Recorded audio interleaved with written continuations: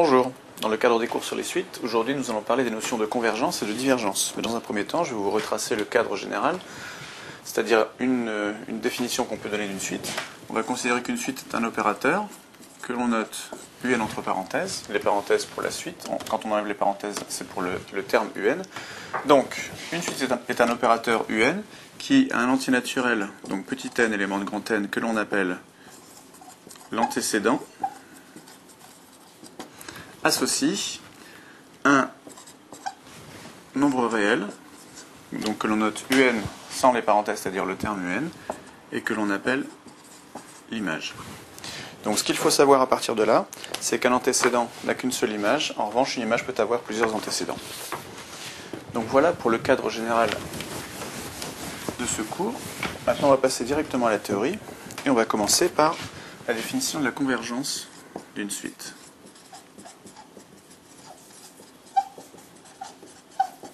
La convergence, donc, d'une suite. Alors, quel est le cadre théorique de cette définition? Eh bien, on va considérer une suite un, donc soit un une suite, et on va prendre un réel que l'on note L. Donc L, élément de grand R. À ce moment-là, on dit que la suite un converge vers L, je vais l'écrire. La suite un converge vers L, donc vers le réel L, lorsque tout intervalle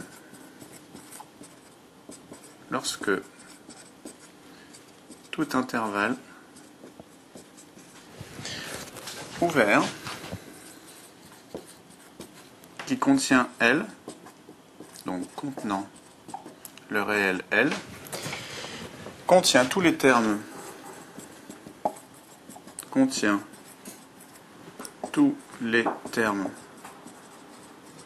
de la suite un à partir d'un certain rang.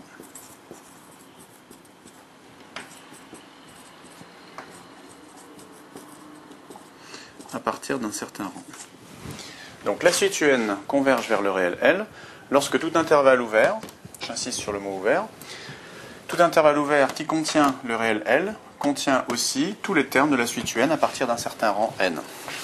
Voilà, et on écrit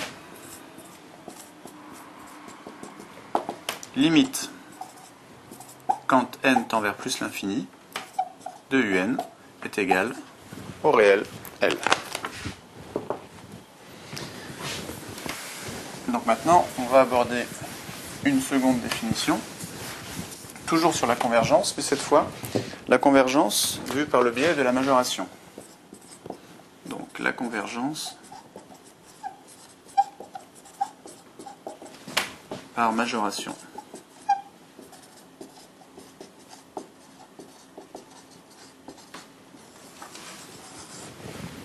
Alors, le cadre théorique de cette définition revient à considérer une suite un, donc soit un,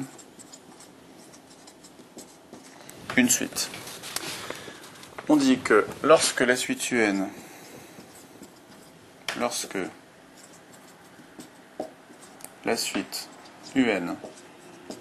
est croissante et majorée,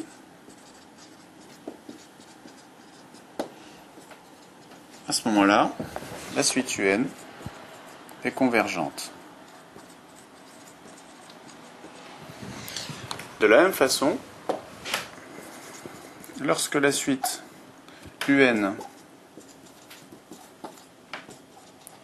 est décroissante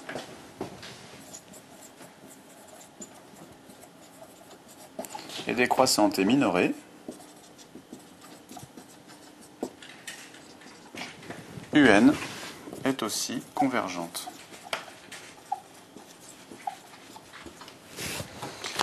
Donc on voit par ces deux définitions qu'on peut aboutir à la convergence d'une suite à partir de sa croissance et de son éventuelle majoration.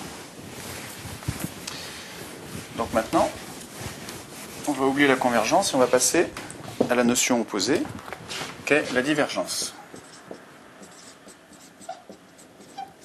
dont on va donner une définition. Donc la divergence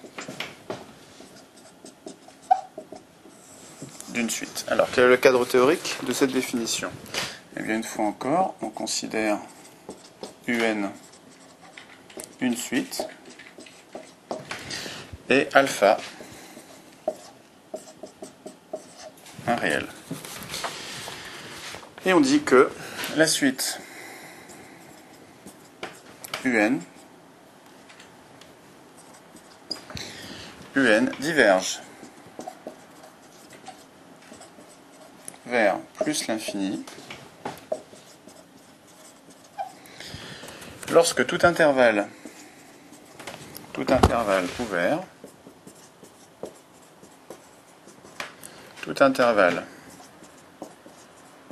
ouvert, de la forme alpha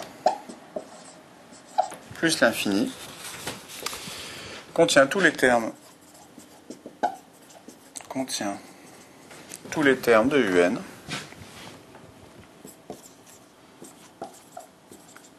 lorsque tout intervalle ouvert du type alpha plus l'infini contient tous les termes de la suite UN à partir d'un certain rang.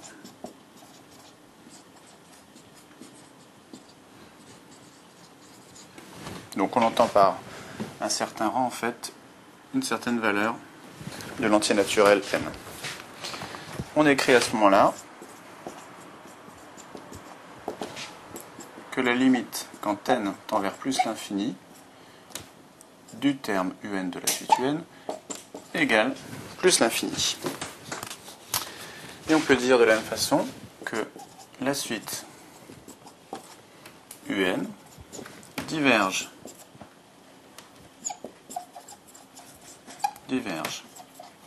vers moins l'infini lorsque la suite moins un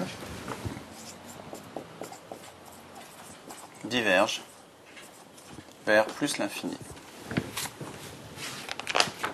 Donc voilà pour la définition de la divergence. Donc une suite un diverge vers plus l'infini lorsque tout intervalle ouvert, j'insiste encore sur le terme ouvert, de la forme alpha plus l'infini, donc ouvert, contient tous les termes de un à partir d'un certain rang, c'est-à-dire à partir d'une certaine valeur de n.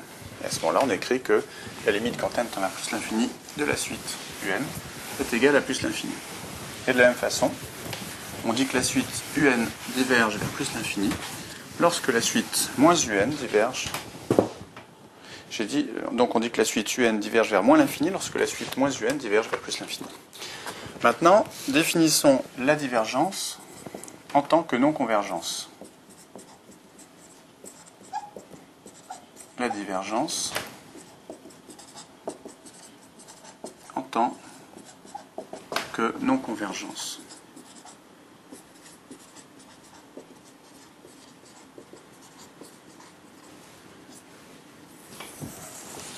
Alors, quel est le cadre de cette définition? On considère une fois encore une suite un. Et cette définition consiste à dire que la suite un diverge la suite un diverge lorsqu'elle ne converge pas.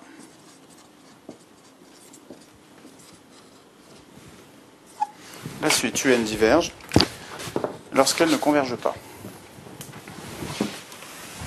Et maintenant, on va définir la divergence vis-à-vis de la majoration. Donc on va appeler ça la divergence par non-majoration.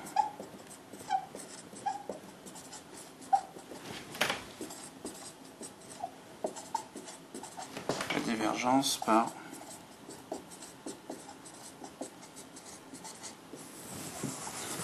non-majoration.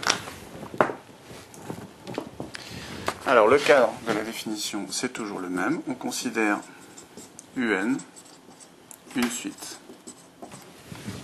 Et on dit que lorsque la suite un est strictement croissante et non majorée, je vais l'écrire,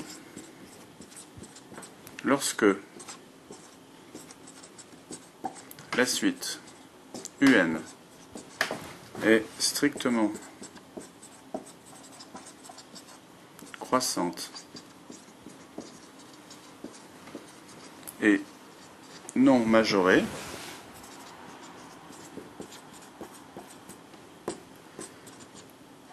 la suite UN diverge vers plus l'infini. De la même façon,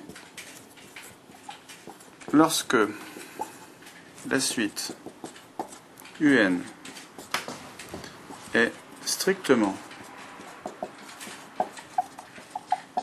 décroissante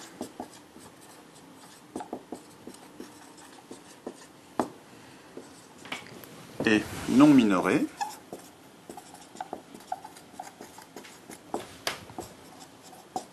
UN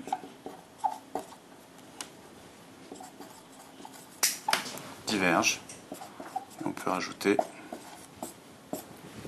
vers moins l'infini. Donc voilà pour les différentes définitions du cours. Maintenant on va passer à une rubrique habituelle pour les cours de maths. C'est la rubrique qu'on appelle les astuces.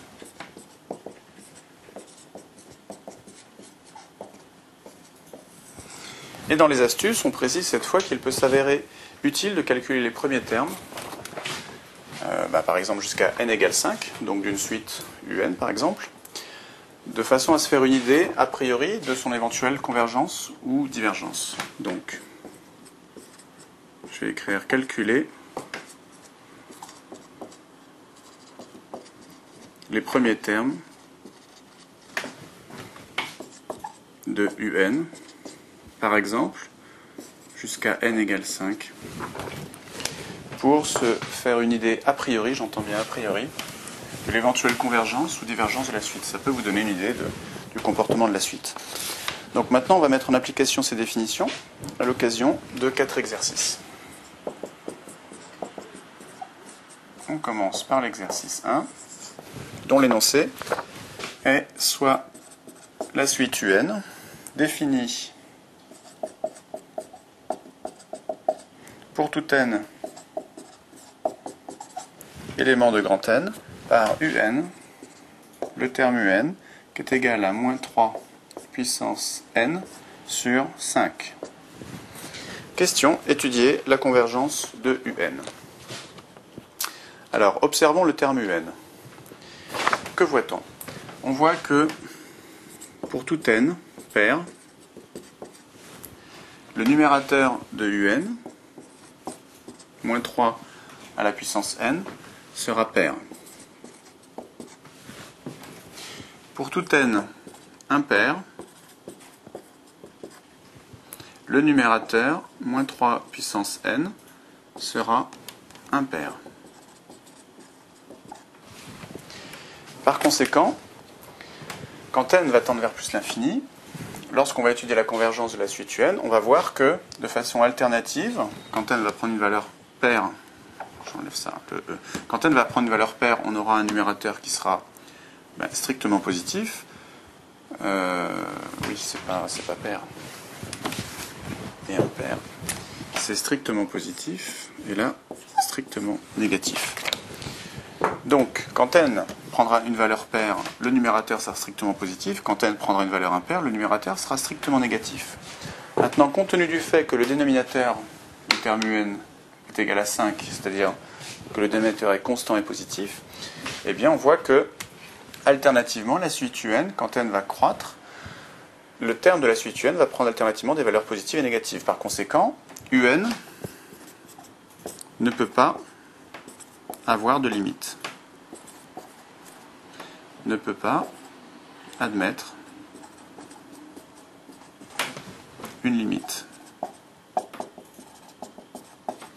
Ce qui signifie que la suite UN ne converge pas.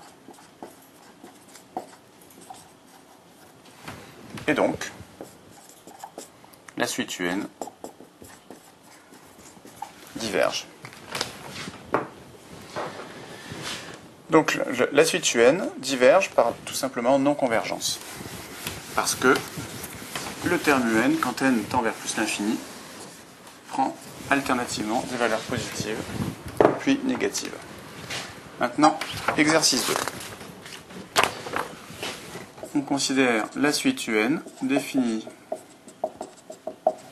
pour tout n élément de grand N par son terme un qui est égal à n carré plus 1 sur n plus 1. Et on demande d'étudier la convergence de la suite un. Donc, ici, la méthode consiste simplement à déterminer la limite quand n tend vers plus l'infini, quand n élément de grand N tend vers plus l'infini, du terme n carré plus 1 sur n plus 1. Donc, allons-y. Limite, quand n tend vers plus l'infini de un, du terme un, donc c'est égal à la limite quand n tend vers plus l'infini, de n carré plus 1 sur n plus 1. Donc là, je vous renvoie, si vous voulez avoir plus de détails ou plus d'exercices sur ce genre de problème, je vous renvoie aux cours qui traitent des fonctions, et notamment tous les cours sur les limites, cours dans lesquels vous y verrez qu'on fait ce genre de manipulation. Donc c'est la limite quand n tend vers plus l'infini. On va mettre n en facteur, donc de n facteur de n plus 1 sur n. Sur, au dénominateur, on met aussi n en facteur, donc n facteur de 1 plus 1 sur n. Ça, c'est égal à la limite.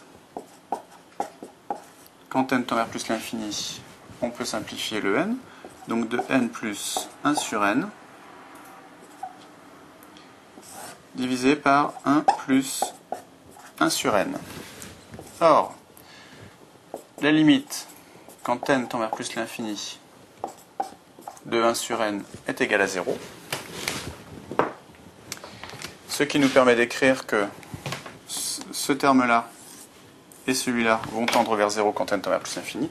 Par conséquent, on aura la limite quand n tend vers plus l'infini de n sur 1, c'est-à-dire plus l'infini. Donc la limite quand n tend vers plus l'infini du terme un est égale à plus l'infini. Ce qui signifie que la suite un diverge vers plus l'infini. Voilà pour l'exercice 2. On passe maintenant à l'exercice 3, qui consiste une fois encore à étudier la convergence d'une suite, mais cette fois d'une suite un définie un définie pour tout n élément de grand N par son terme un qui est égal à 2 sur 3 à la puissance n plus 3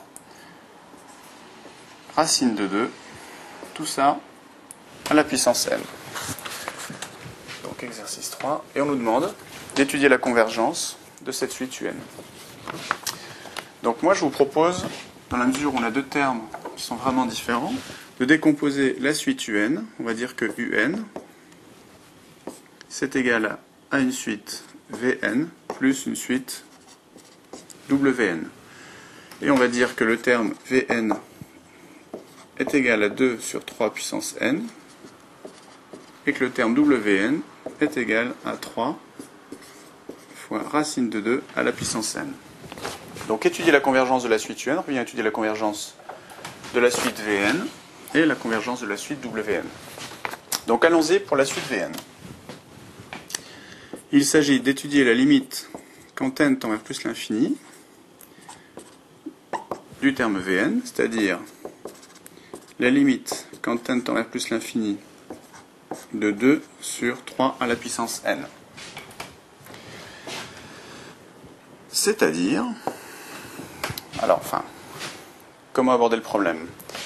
Eh bien, on peut dire que c'est la limite quand n tend vers plus l'infini de 2 fois 1 tiers à la puissance n. Cette écriture-là et celle-là sont identiques. On a 2 facteurs de 1 sur 3 à la puissance n, c'est-à-dire 1 à la puissance n sur 3 à la puissance n, c'est-à-dire 1 tiers à la puissance n. Donc on voit que 1 tiers est compris entre moins 1 et 1. Par conséquent, ce terme 1 tiers à la puissance n, dans la mesure où il est inférieur à l'unité en valeur absolue, eh bien le terme 1 tiers à la puissance n va tendre vers 0 quand n tendra vers plus l'infini. Par conséquent, 2 fois un terme qui tend vers 0 quand n tend vers plus l'infini, ça va tendre aussi vers 0. Donc, la limite quand n tend vers plus l'infini du terme Vn est égale à 0. Maintenant, intéressons-nous à Wn. Limite quand n tend vers plus l'infini du terme Wn, c'est égal à la limite quand n tend vers plus l'infini de 3 fois racine de 2 à la puissance n. Donc là, on peut tenir le même raisonnement que tout à l'heure.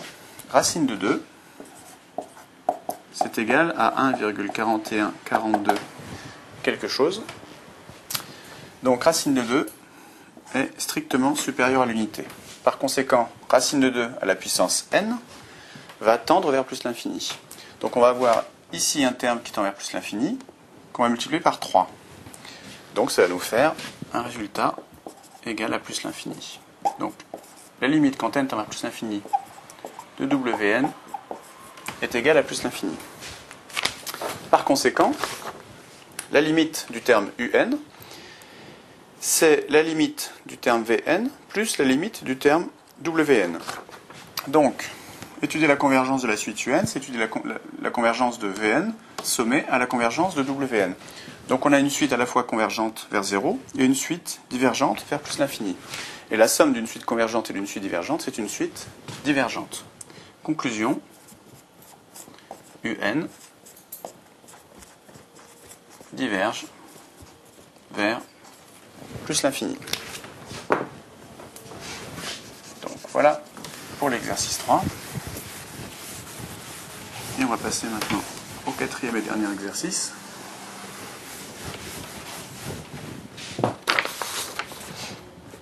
Qui concerne une suite UN définie pour tout entier naturel n par le terme UN égale n fois n plus 2 sur n plus 1 au carré. Donc on demande encore une fois d'étudier la convergence de cette suite UN. Étudier la convergence de la suite UN revient à déterminer sa limite, donc quand n tend vers plus l'infini. Donc limite quand n tend vers plus l'infini de UN, c'est égal à la limite quand n tend vers plus l'infini de n facteur de n plus 2 sur n plus 1 au carré.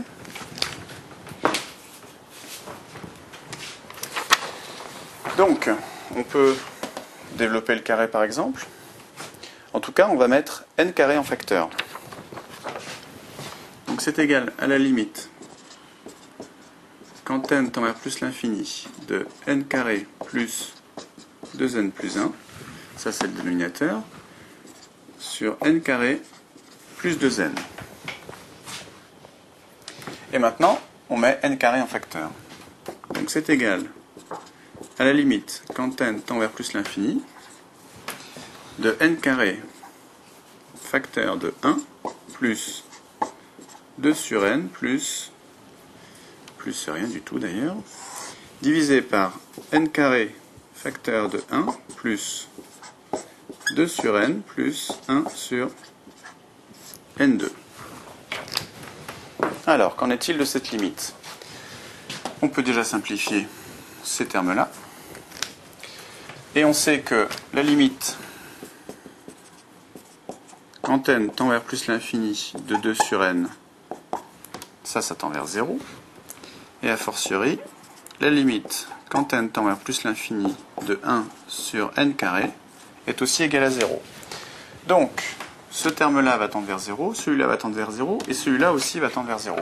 Par conséquent, on voit que la limite de UN est égale à la limite de ce terme-là, qui est égale à la limite quand n tend vers plus l'infini de 1 sur 1, c'est-à-dire 1. Par conséquent, la suite UN convergent vers l'unité, vers 1. Donc voilà qui termine ce quatrième et dernier exercice, et par la même occasion qui termine ce cours sur les suites et qui traite en particulier des notions de convergence et de divergence. Donc je vous dis à bientôt pour d'autres cours sur les suites ou d'autres cours du programme de terminale de mathématiques. Au revoir.